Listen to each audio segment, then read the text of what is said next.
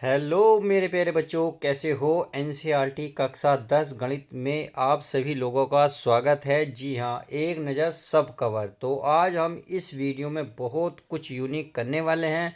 हर एक सवाल देखिए अपने आप में अलग होगा। 6 मार्क्स के और 5 मार्क्स 4 नंबर के मैं कराने वाला हूं। तो ये वीडियो शुरू से लेकर लास्ट तक देखिएगा अगर आपको बहुत अच्छे 6 मार्क्स लाने हैं। आज सारे सवाल मैं वो लेकर आया हूँ जो एग्ज़ाम में आ चुके हैं। सही है। अब आपको अगर पीडीएफ चाहिए, देखिए मैं पीडीएफ का कोई भी चार्ज नहीं लूँगा, ये आपको बिल्कुल फ्री मिलने वाली है। क्या करना है आपको, डिस्क्रिप्शन में टेलीग्राम का लिंक पड़ा है, आप वहाँ जाकर टेलीग्राम पे जाकर पीडीएफ डाउनलोड कर सकते हैं। तो अब की बार हम आर पार करके रहेंगे, ये हमारा सबसे मिलकर वादा है। तो चलिए वादे को निभाते हैं और एक एक क्वेश्चन की शुरुआत करते हैं। पहला क्वेश्चन क्या कह रहा है, देखिए अब एग्ज़ाम आपके बहुत करीब आ चुके हैं प्यारे बच्चों। तो एग्ज़ाम से रिलेटेड मोस्ट इम्पोर्टेंट क्वेश्चन तथा मोस्ट रिलेटेड क्वेश्चन का निपटारा इस वीडियो में होने वाला है। अब शुरुआत करते हैं पहले क्वेश्चन की। ये बोल रहा है प्यारे बच्चों, यदि किसी भिन्न के अंश और हर दोनों में 2 जोड़ दिया जाए तो वह 9/11 हो जाती है। यानी कि अंश और हर में यदि हम 2 जोड़ दें तो जो भिन्न प्राप्त हो रही है 9/11 हो रही है। सही है। आ गया। यदि अंश और हर दोनों में 3 जोड़ दिया जाए तो वह 5/6 हो जाती है। वह भिन्न बताओ। यानी कि हमें भिन्न बतानी है। यह आपका 6 नंबर का पेपर में कई बार पूछा जा चुका है। तो चलिए समझते हैं एक एक लाइन को। तो हमें क्या करना है, देखिए आपको पहले भिन्न ही माननी होगी और वो भी भिन्न के अंश और हर मानने होंगे। क्या करेंगे, तो चलिए पहले क्या लिखेंगे प्यारे बच्चों, हर। क्या लिखेंगे, हल। तो चलिए हल में लिखेंगे माना भिन्न के, माना भिन्न के अंश। क्या मानोगे प्यारे बच्चों, अंश। मान लो x तथा, माना की जगह लिखोगे तथा भिन्न के, भिन्न के हर। हर मान लिया हमने y। सही है। तो हमारी जो भिन्न होगी क्या होगी, x/y होगी। तो इसलिए यहाँ आप लिखेंगे, इसलिए जो भिन्न बनेगी हमारी, देखिए भिन्न बन जाएगी प्यारे बच्चों, भिन्न बनेगी बराबर x/y। अब चलते हैं अकॉर्डिंग टू क्वेश्चन। क्वेश्चन में कहा भिन्न के अंश और हर दोनों में 2 जोड़ दे हैं। यानी कि अंश में भी और हर में भी, यानी कि ऊपर वाले में भी और नीचे वाले में भी 2 जोड़ देते हैं तो 9/11 हो जाता है।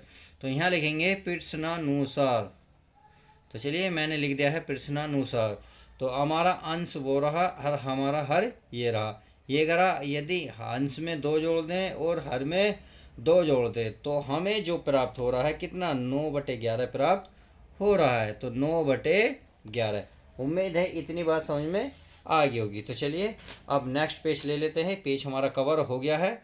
अब नेक्स्ट पेज में क्या है देखिए, यदि मैं 11 की इसमें गुणा करूं तो 11 की इन दोनों में गुणा होगी। तो 11 की जब x में गुणा करूंगा तो कितना आएगा, 11x आएगा। प्लस 11 की 2 में करूंगा तो 11 दूनी कितना हो जाएगा, 22। सही है। 9 की y में करोगे तो कितना होगा प्यारे बच्चों, 9y। प्लस, क्योंकि प्लस है, 9 की 2 में करोगे 9 दूनी 18। समझ में आ गई। तो चलिए अब इतनी बात समझ में आ गई है। तो देखिए ये हम क्या करेंगे, ये 11x मतलब इसको हम अलग अलग लेते हैं, इसको अलग अलग लेते हैं। कैसे करते हैं, देखिए ये मैं लिखता हूँ 11x माइनस के 9y बराबर 18 है। चलिए इस 22 को इधर ले जाओगे तो माइनस के 22 हो जाएगी। क्लियर। तो चलिए कितना बचेगा, यहाँ 11x माइनस के 9y बराबर 18 में से 22 गए, माइनस के बचे 4। इसे समीकरण मान लिया हमने प्यारे बच्चों 1। क्या मान ली, 1। क्लियर। अब देखो आगे, आगे है आगे क्वेश्चन में क्या कह रहा है, देखिए मैं आपको बता देता हूँ क्वेश्चन में फिर क्या रहा। अब यहाँ तक तो हो गया। यदि अंश और हर में दोनों, यदि अंश और हर दोनों में 3 जोड़ दें, यानी कि आपके कितना जोड़ा था, 2। तो प्यारे बच्चों आपके जोड़ने को कितना कह रहा, 3। तो 3 जोड़ने से कह रहा 5/6 हो जाता। अच्छी है, अच्छा जी, इसकी इतनी औकात, 5/6 कर रहा। चलिए हमको डरने वाले हैं। तो वही लिखेंगे पुनः प्रश्नानुसार, पुनः प्रश्नानुसार। चलिए प्रश्नानुसार कर लेते हैं। ये करा अंश और हर में यदि मैं 3 जोड़ूं तो कितना हो रहा है प्यारे बच्चों, वो हो रहा है आपका 5/6। चलिए ये हो गया।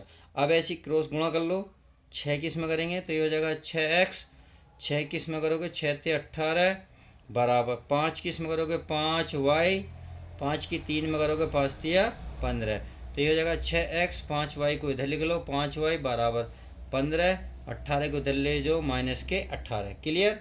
अब आगे, अब ये हो गया हमारा 6x - 5y बराबर 18 में से 15 गए -3, समीकरण क्या बन गई 2। अब देखो ये दोनों अलग अलग हैं, अलग अलग हैं, तो हम क्या करते हैं प्यारे बच्चों, समीकरण एक में अगर मैं 5 की गुणा करूँ तो यहाँ कितना बन जाएगा 45। अगर मैं यहाँ प्यारे बच्चों 9 की गुणा करूँगा तो ये बनेगा 45। इससे क्या होगा 9y और 5y आपस में क्या होंगे, बराबर हो जाएंगे। क्या होंगे, बराबर। तो मैं यहाँ लिख देता हूँ, चलिए मैं लिख लेता हूँ कि समीकरण, क्या लिखूँगा, समीकरण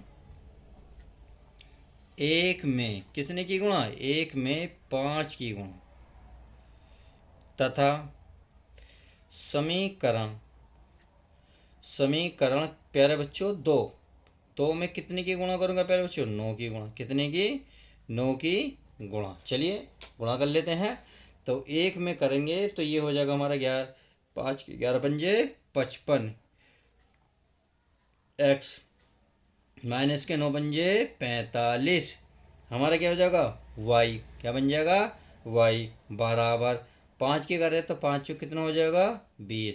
अब इसमें कितने के कर रहे हैं हम, 18 की, किसने की, सॉरी 9 की, तो 9 छिंग 54, कितना हो जाएगा 9 छिंग 54 और 9 पंजे 45, y बराबर 9 की प्यारे बच्चे उसमें करोगे 9 तिया 27।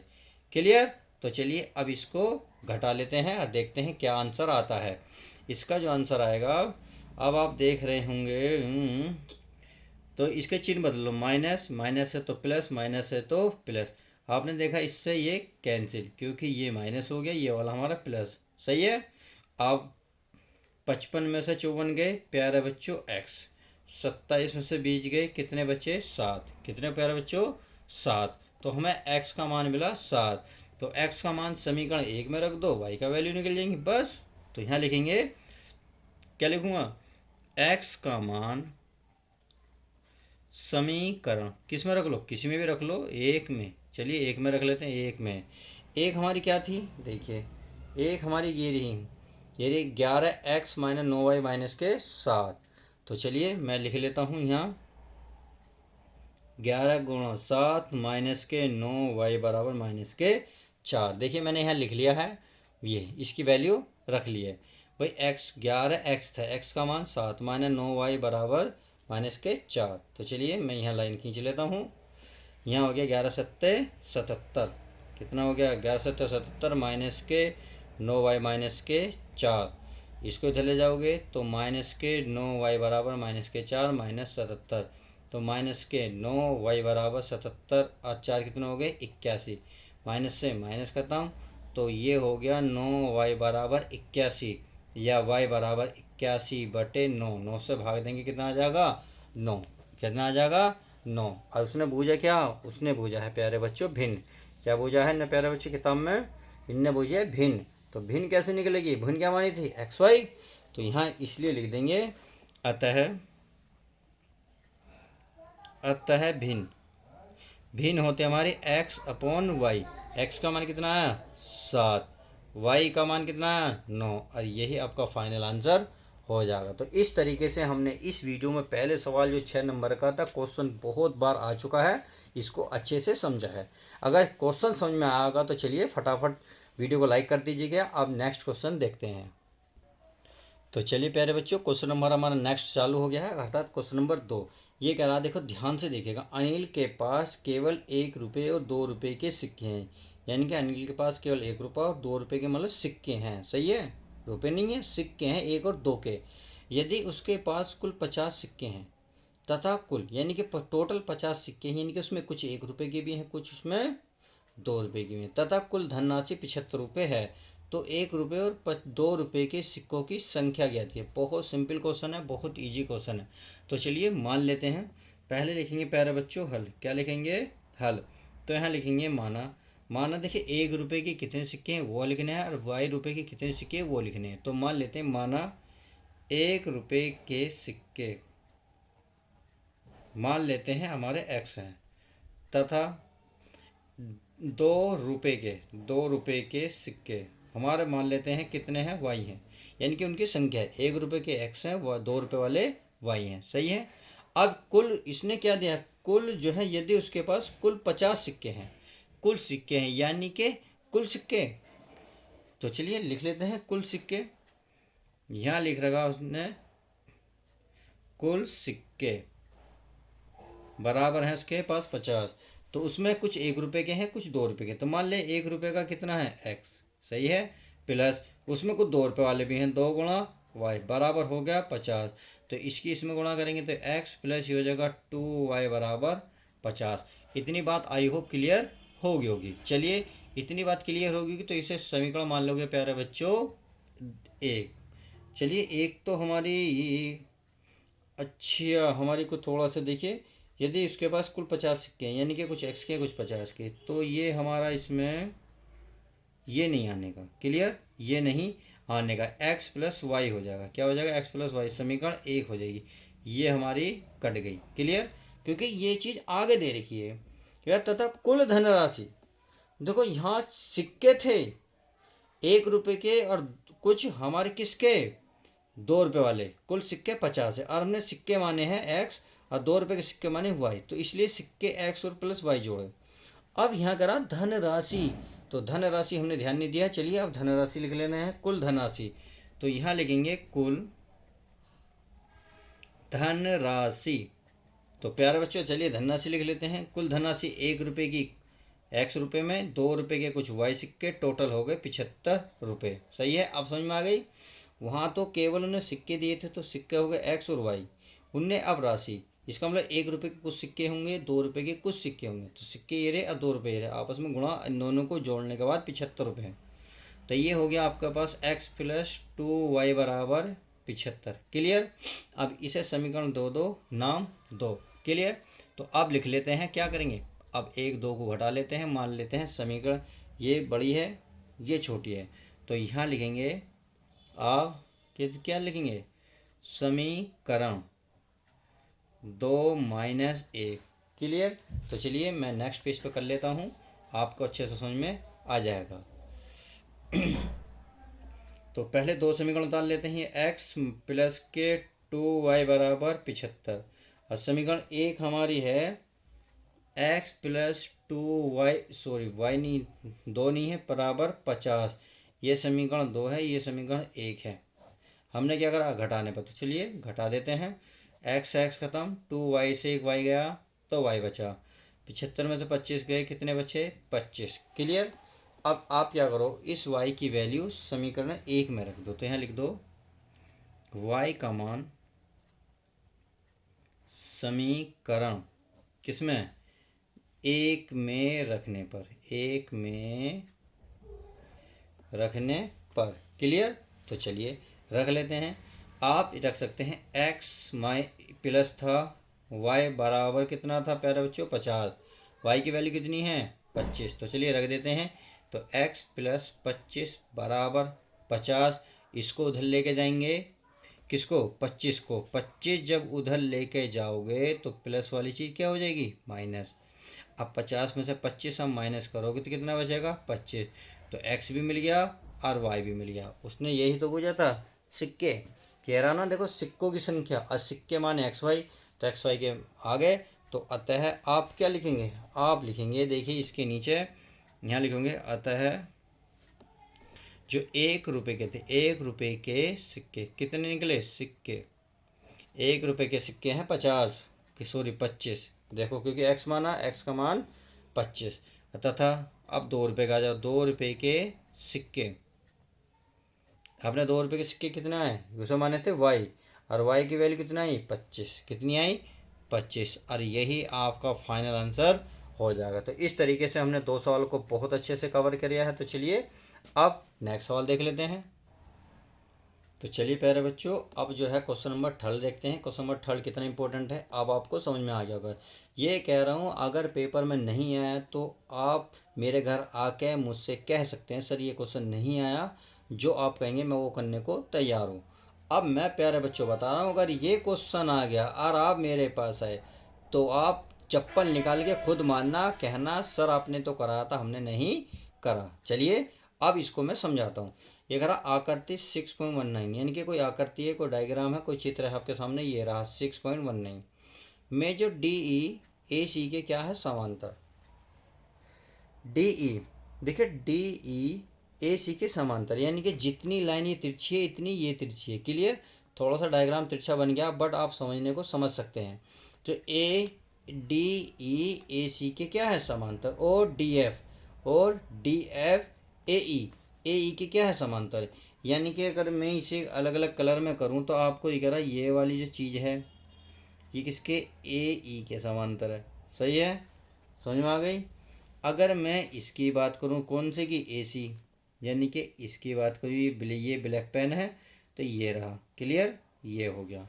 बस इतनी सी बात कर रहा, तो सिद्ध करवा रहा है कि बी एफ बटे एफ ई बराबर बी ई बटे में ई सी। क्लियर? तो चलिए अब इसको हल करते हैं। तो पहले हमें जो दिया है वो लिख लेते हैं, यानी कि त्रिभुज ए में से डी समांतर है। देखिए, चूंकि यहाँ क्या लिखोगे, हल, चूंकि हमारा जो है किसमें, त्रिभुज ए बी सी में, भाई ए बी सी में जो डी ई है ए सी के क्या है समांतर। तो यहाँ लिख लेंगे त्रिभुज ए बी सी में जो हमारा डी ई, देखिए डी ई किसके समांतर है प्यारे बच्चों, ए सी के। कितने, ए सी के।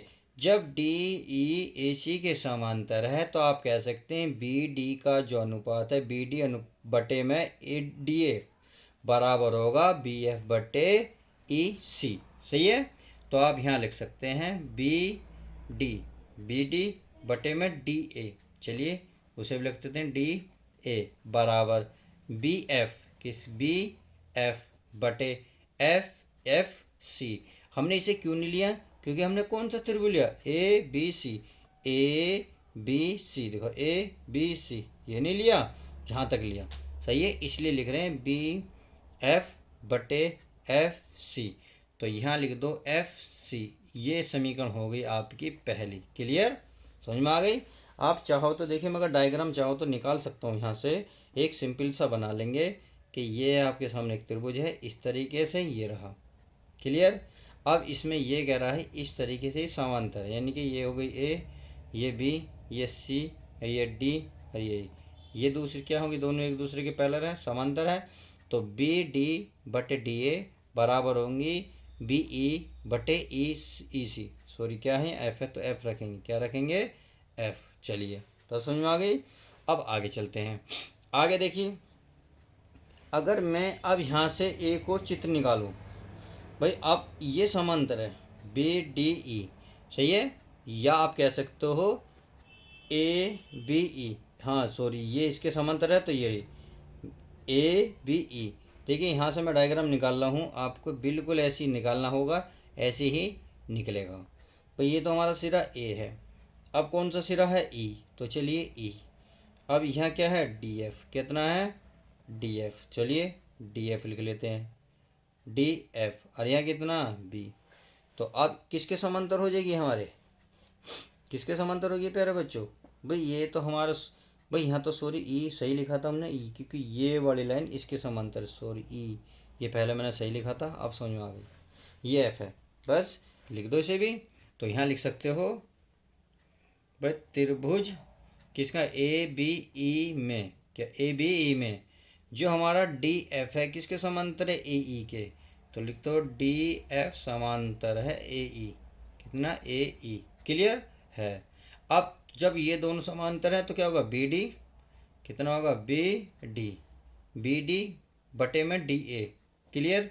डी ए बराबर ये बी एफ क्या होगा, बी एफ बटे में होगा एफ ई, क्या होगा, एफ ई। क्लियर? ये हो गया आपकी समीकरण 2। अब आप एक बात देखें, इधर की लाइन समीकरण 1 में जो बी डी बटे डी ए है यहाँ भी लिखी है, ये भी यहाँ भी लिखी हुई है बी डी बटे डी ए। यानी कि जब बराबर से पहली दोनों समीकरण में बराबर कोई पद होते हैं तो बराबर के बाद भी उनके दोनों पद इक्वल होते हैं। उम्मीद है ये बात अच्छे से समझ में आ गई होगी। तो चलिए, अगर समझ में आ गई है तो बस आप लिख सकते हैं समीकरण 1 व 2 से। क्लियर। अब जब 1 व 2 से लिखना है तो ये तो बराबर है, तो आपको ये तो लिखनी है बी एफ बटे एफ ई। चाहे आप इसे लिख लो या उसे लिख लो, क्योंकि हैं तो दोनों बराबर ही भाई। बी एफ बटे एफ ई बराबर ये क्या है, बी एफ बटे एफ सी। और क्या हमें प्रूफ करना था वो चीज़ हम देख लेते हैं। अरे ये बी ई बटे एफ ई सी, हमने कुछ मिस्टेक कर दी प्यारे बच्चों, हमने कुछ मिस्टेक कर दी। हाँ, ये मिस्टेक गलती से लिख दिया था ना, तो ये बी क्या होगा भाई, एफ ई होगा। कि रहा ना ई, ये हमने देखिए ई है, ये वाला है, एफ के चक्कर में एफ लिख दिया, नहीं तो ई है। क्लियर। तो ये भी क्या है हमारे प्यारे बच्चों, ई है। समझ में आ गई। चलिए, और यही हमें प्रूफ करने को बोल रहा था। उम्मीद है ये भी अच्छे समझ में आ गया होगा। चलिए अब नेक्स्ट क्वेश्चन देखते हैं। तो my dear student, question number हमने देख लिया है 4। तो चलिए क्वेश्चन नंबर 4 को बड़ा ध्यान से पढ़ेंगे। ये कह रहा है त्रिज्या 14 सेंटीमीटर वाले एक वृत्त के त्रिज्या खंड का क्षेत्रफल जो है 24.5 पाई सेंटीमीटर स्क्वायर है। इस त्रिज्या खंड के संगत चाप की लंबाई ज्ञात कीजिए। क्लियर। तो चलिए लिख लेते हैं जो जो हमें दिया है त्रिज्या खंड का क्षेत्रफल और इस त्रिज्या खंड के संगत चाप की लंबाई क्या होगी। जबकि त्रिज्या स्टार्टिंग में दे दी 14 सेंटीमीटर। तो पहले लिखेंगे प्यारे बच्चों हल। क्या लिखेंगे, हल। हल में लिखेंगे दिया है। अब क्या दिया है, दिया है हमें त्रिज्या, तो लिखेंगे त्रिज्या। और त्रिज्या को दिखाते हैं प्यारे बच्चों आर, तो ये 14 सेंटीमीटर। क्लियर। तो चलिए, अगर ये दिया है, अब चूंकि हमें एक चीज़ और देखिए त्रिज्या खंड का क्षेत्रफल, तो इसे भी लिख लो। यहाँ लिख सकेंगे त्रिज्या खंड का क्षेत्रफल क्या तरह है, ये है आपके पास 24.5 पाई कितना सेंटीमीटर स्क्वायर। ये क्वेश्चन में हमें दे रखा है। अब त्रिज्या खंड का क्षेत्रफल होता क्या है ये आपको पता होना चाहिए। चूंकि देखिए मैं आपको यहाँ लिख रहा हूँ, चूंकि त्रिज्या खंड का क्षेत्रफल प्यारे बच्चों कितना होता है, ये होता है थीटा बटे 360। क्लियर। इतना समझ में आया। फिर होता है पाई आर स्क्वायर। तो इसका मतलब इस त्रिज्या खंड का जो क्षेत्रफल है और ये भी त्रिज्या खंड का जो क्षेत्रफल है, ये आपस में क्या होंगे, बराबर। आप चाहो तो इसे समीकरण 1, इसे समीकरण 2 नाम दे सकते हो। तो यहाँ लिखेंगे समीकरण 1 बराबर 2। तो चलिए इसको चाहे आप इसे 2 कर लो, इसे आप 1 कर लो। क्लियर। तो पहले इसे लिख लेते हैं थीटा बटे 360 गुणा पाई आर स्क्वायर बराबर ये है आपके पास 24.5 पाई। क्लियर। अब चलिए इसकी थोड़ी सी गुणा भाग मेहनत कर लेते हैं। हमें देख रहे होंगे आप जो है पाई से पाई कैंसिल हो रहा है। क्लियर। अब देखिए आगे चलिए, अब जो है अगर मैं थीटा बटे 360 का वैल्यू निकालूं तो आर कहाँ है, गुणा में, गुणा की चीज़ कहाँ जाएगी, भाग में। तो ये बचेगा थीटा बटे 360 बराबर 24.5 बटे में आ जाएगा आपका आर स्क्वायर। और आर स्क्वायर की वैल्यू कितनी दे रखी है 14, तो 14 रख लेते हैं।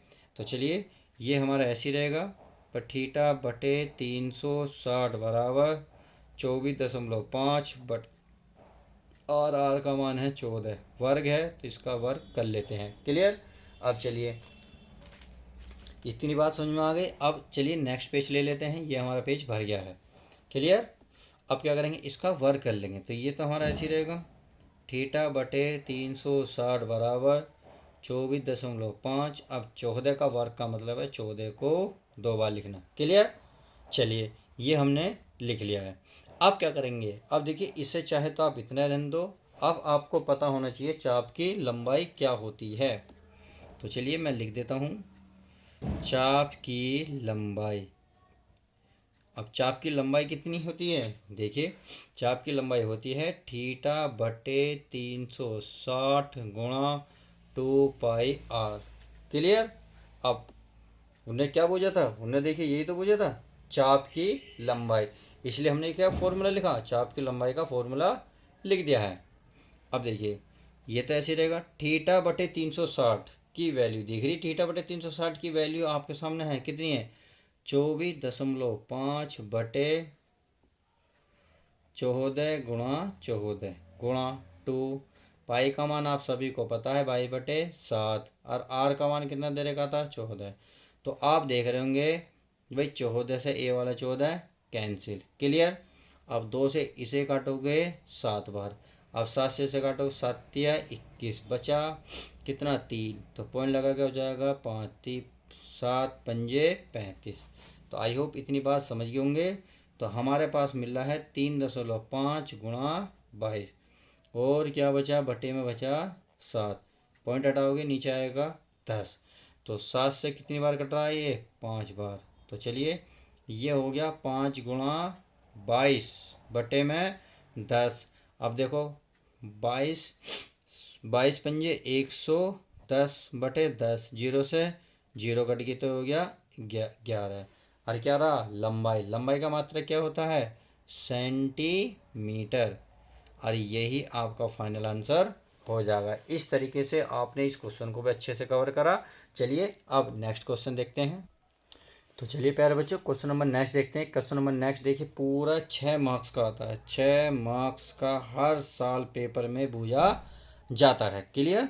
अब इस क्वेश्चन को पहले ध्यान से पढ़ेंगे, क्योंकि इस क्वेश्चन में देखिए 6 मार्क्स में आपको 2 नंबर तो चित्र के मिलने हैं, 4 नंबर आपकी डायरेक्शन पे मिलेंगे। अब पहले क्वेश्चन को ध्यान से पढ़ते हैं, फिर उसी के अकॉर्डिंग हमें चित्र बनाना होगा। चलिए, एक हवाई जहाज जमीन से 1500√3 मीटर ऊंचाई पर क्षैतिज निश्चित दिशा में उड़ रहा है। सही है। किसी समय जमीन पर स्थित किसी बिंदु से उन्नयन कोण की माप 60 से 60 मतलब कि माप 60 डिग्री है, तथा 15 60 डिग्री है बोल गया, तथा 15 सेकंड पश्चात हवाई जहाज के उन्नयन कोण की माप 30 डिग्री हो जाती है। हवाई जहाज की चाल ज्ञात कीजिए। बहुत सिंपल क्वेश्चन है। इस क्वेश्चन को ध्यान से दोबारा पढ़िए, जब तक देखिए पढ़ोगे नहीं इसे छोड़ोगे नहीं। एक हवाई जहाज जमीन से 1500 मीटर ऊंचाई पर उड़ रहा है, यानी कि कोई हवाई जहाज है, उसकी ऊंचाई है 1500 मीटर। क्लियर। चलिए मैं चित्र बना लेता हूँ बहुत अच्छे से। इसकी ऊंचाई है प्यारे बच्चों 1500√3 मीटर ऊंची है। सही है। अब हमने ये चित्र इतना बना दिया है। अब देखिए आगे पढ़िए, आगे कह रहा है निश्चित दिशा में उड़ रहा है, यानी कि किस इसकी चाल जो है निश्चित है। यानी कि चलिए, किसी समय जमीन पर स्थित किसी बिंदु से उन्नयन कोण की माप 60 डिग्री। मान ले ये क्षैतिज है, इससे कुछ दूरी पर मान लेते हैं कोई पॉइंट है। ये अगर आप 15 सेकंड बच्चा हो जहाज के उन्नयन कोण 30 हो जाता है, यानी कि 60 था फिर 30 हो गया। मान लेते हैं इसका जो कोण हाँ स्टार्टिंग में ये था, जी हाँ, और ये मान लेते हैं ये इसकी सीध में बन गया जमीन की, ये वाला ये रेखा बन गई। ये कोण जो है जमीन के साथ 60 डिग्री का कोण बना रहा था। क्लियर। अब ये कह रहा 15 सेकंड पश्चात, 15 सेकंड पश्चात, यानी कि 15 सेकंड पश्चात मान लेते हैं ये हवाई जहाज यहाँ से यहाँ पहुँच गया, इस तरीके से 15 सेकंड बाद पहुँच गया। अब ये ज़मीन से भी कोण बना के, तो ये अब जहाँ पहुँचा जरा वहाँ से कोण अब 30 डिग्री का होता था, यानी कि अब जो है कोण कितना रह गया 30 डिग्री। यानी कि देखिए ये वाले पहुँच गए लाइन वहाँ, और ये जो बनेगा प्यारे बच्चों 30 का बनेगा। बस इतनी सी बात कह रहा है। मान ले कोई हवाई जहाज़ था इतना ऊंचा, सही है, उससे 15 सेकंड बाद ऊंचाई तो आपको पता है 1500√3 मीटर ऊंचा है। कुछ 15 सेकंड बाद वो कोण जो 60 का बना रहा था, 15 सेकंड बाद वही कोण 60 से कितना रह गया 30 रह गया। तो ये क्या कह रहा है क्वेश्चन में, हवाई जहाज की चाल ज्ञात करो। बहुत सिंपल क्वेश्चन है। अब इनके नाम रख लेते हैं। मान लेते हैं ये ए, ये आपका बी, चलिए इसको मैं कुछ नाम दे दूँ पी, कुछ भी दे लो जैसे आपकी मर्जी, ये क्यू, और ये मान लेता हूँ आर। क्लियर। अब मान लेते हैं वो 15 सेकंड में बिंदु ए से लेके बी के बीच में दूरी चला x मीटर। कहिए। अगर x मीटर ऊपर चला है तो x मीटर प्यारे बच्चों वो नीचे भी चला होगा। क्लियर? x मीटर वो नीचे भी चला होगा। अब 1500√3, 1500√3 है तो ये भी 1500√3 होगी दूरी। क्लियर? उम्मीद है अब इतनी बात क्लियर होगी। चलिए, अब इतनी बात समझ में आ गई है तो अब आगे बढ़ते हैं। तो पहले हम क्या करते हैं, ये वाली दूरी निकाल लेते हैं, ये कितनी दूर है, यानी कि आपका आर क्यू कितनी दूर है। सही है, आर से क्यू के बीच की दूरी क्या है। बहुत सिंपल सवाल है। तो हमें कौन दिख रहा है, देखो ये लाइन है, ये किसको टच कर रही है, ऊपर वाले को, नीचे वाले को। तो इससे ये कोण देखो ये वाला दिख रहा, तो 60 डिग्री। तो tan 60 का मान क्या होता है, तो मान लेते हैं, पहले तो हम वही लिखेंगे। पहले तो एक ही चीज़ लिखते हैं प्यारे बच्चे, क्या लिखते हैं, हल। क्या लिखते हैं, हल। हल लिखते हैं माना, क्या लिखोगे, माना हवाई जहाज, हवाई जहाज ही तो जा रहा, हवाई जहाज की चाल मान लेते हैं v, क्या है, v मीटर पर सेकंड है। क्लियर? चलिए अब लिखेंगे कौन से त्रिभुज में, देखिए ये वाला जो त्रिभुज बना ए आर क्यू में, तो लिख लो ए आर क्यू में। tan कितना बनाना कोण, tan 60, कितना, tan 60। tan 60 होता है इनके, tan जो होता है लंब होता है सामने वाली जगह की, तो कौन सी भुजा, ए क्यू, लंब बटे आधार यानी कि नीचे वाली, आर क्यू। क्या है प्यारे बच्चों, आर क्यू। क्लियर? अब tan 60 का तुम सभी मान जानते हो कितना होता है, आप सभी को पता होना चाहिए भाई, मैंने कितनी बार बता रखा, √3 होता है। और ए क्यू, ए और क्यू की वैल्यू दे रखी है प्यारे बच्चों 1500√3 बटे आर क्यू की वैल्यू नहीं पता, ये तो हमें निकालनी है। अब ये आर क्यू को उधर ले जाओ और √3 को इधर ले आओ, तो ये जो हमें मिलेगा आर क्यू बराबर मिलेगा 1500√3 बटे √3, तो √3 से √3 कैंसिल। क्लियर? तो चलिए अब नेक्स्ट पेज ले लेता हूँ मैं। तो हमें क्या मिला, हमें मिला आर क्यू बराबर 1500, कितना मिला, 1500। अब ये क्या है, दूरी है, तो इसलिए लिखेंगे मीटर। ये समझ में आ गई कहाँ से आई 1500। चलिए मैं 1500 यहाँ लिख दे रहा हूँ, अब समझ में आ गई होगी ये दूरी कैसे आई 1500। चलिए उम्मीद है ये बात समझ में आ गई होगी। अब प्यारे बच्चों अब हमें क्या निकालना, हमें तो इसकी चाल निकालनी है। सही है, इसकी चाल निकालनी है, तो हमें दूरी, तो चाल हमें भाई, चाल बराबर क्या होता है, दूरी बटे समय। समय तो दिया है, दूरी हमें नहीं पता। सही है, तो चलिए अब कौन से चित्र में निकाल लेते हैं। अब ये आपका ये वाला चित्र दिया हुआ है, त्रिभुज ये वाला, कौन सा, आर क्यू पी, या पी आर बी, या बोलोगे बी आर क्यू, जो आपकी मर्जी वो चीज़ बोल सकते हो। क्लियर? तो चलिए इसको हम क्या करेंगे, लिखेंगे। तो यहाँ लिखेंगे त्रिभुज, क्या लिख दूँ, पी आर बी लिख दूँ। चलिए लिख देता हूँ, पी आर बी में क्या है, tan 30 डिग्री। tan क्या होता है, लंब बटे आधार, लंब होता है सामने वाली भुजा, कितनी है, कितनी है प्यारे बच्चों, 1500, कितनी है, 1500√3 बटे आधार कितना है, यहाँ से यहाँ तक, तो यहाँ से है पहले तो आर क्यू, फिर प्लस है क्यू आर। तो चलिए मैं यहाँ लिख देता हूँ, ये है आपके प्यारे बच्चों आर क्यू प्लस ये है क्यू, क्या है, Q R, sorry Q P. तो यहाँ लिख देता हूँ मैं क्यू पी। चलिए अच्छी बात है, अब ये बात समझ में आ गई। अब हल करते हैं। tan 30 की वैल्यू कितनी होती है, tan 30 का मान होता है 1/√3। 1500 तो ऐसे ही रहेगा, चलिए 1500√3 बटे आर क्यू की वैल्यू कितनी आई, 1500, कितनी आई, 1500। चलिए 1500 लिख देते हैं, 1500 प्लस क्यू पी की देखिए, क्यू और पी के बीच की दूरी कितनी है, एक्स, कितनी है, एक्स। तो यहाँ लिखेंगे हम एक्स। अब वैल्यू निकाल लेते हैं, 1500 प्लस एक्स की 1 में गुणा करेंगे तो यही आएगा आपके पास 1500 प्लस एक्स, और √3 की इसमें करेंगे तो यह आएगा 1500√3, और ये वाला √3 हमारा आ जाएगा। तो यह आ जाएगा प्यारे सो 1500 प्लस एक्स बराबर 1500, रूट से रूट कट देगा यानी कि 3 बचेगा। अब ये प्लस की चीज़ उधर, पहले चलिए गुणा कर लेते हैं। भाई 1500 प्लस एक्स, 15 या 45 और ये जीरो है ही। क्लियर। अब देखो प्लस वाली चीज़ कहाँ जाएगी, माइनस में, तो चलिए माइनस कर लेते हैं। 45 माइनस के 1500। अब आप माइनस करोगे तो x बराबर आएगा 3000। कितना, 3000 मीटर। चलिए दूरी थी, इतनी बात उम्मीद है क्लियर हो गई होगी।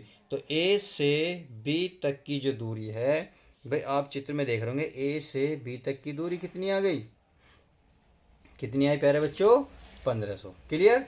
अब ये सॉरी 3000। अब ये तो बात आपकी समझ में आ गई। चलिए आगे देखते हैं, आगे क्या करना है।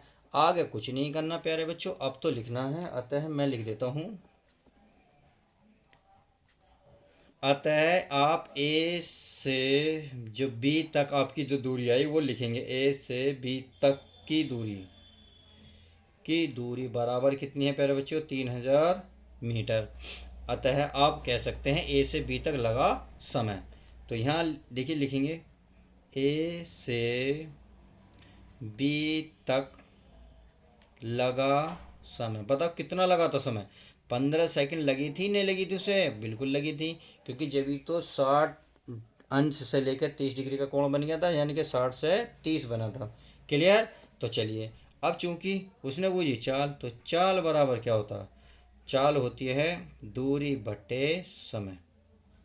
अब दूरी कितनी लाए हम, दूरी सभी को पता है, दूरी आई हमारी 3000। कितनी, 3000। समय था 15। अब 15 से काटोगे, 15 दूनी 30, ये 2000। तो ये आ गया 2000 मीटर बटे सेकंड, और यही इसकी फाइनल आंसर हो जाएगा। तो आप अतः लिख सकते हैं, अतः हवाई जहाज की जो चाल है, हवाई जहाज की चाल बराबर कितनी आई, ये आई 2000 मीटर प्रति सेकंड, और यही आपका फाइनल आंसर हो जाएगा। उम्मीद है ये बात आपको अच्छे से समझ में आ गई होगी। तो चलिए बिना किसी देरी के, अब हमने इस वीडियो में कोशिश की है बहुत अच्छे अच्छे सवाल कराने की, उम्मीद है समझ में आए होंगे। तो चलिए ऐसे ही सवालों के साथ मिलते हैं नेक्स्ट वीडियो के साथ। प्यारे बच्चों नमस्कार, आदाब।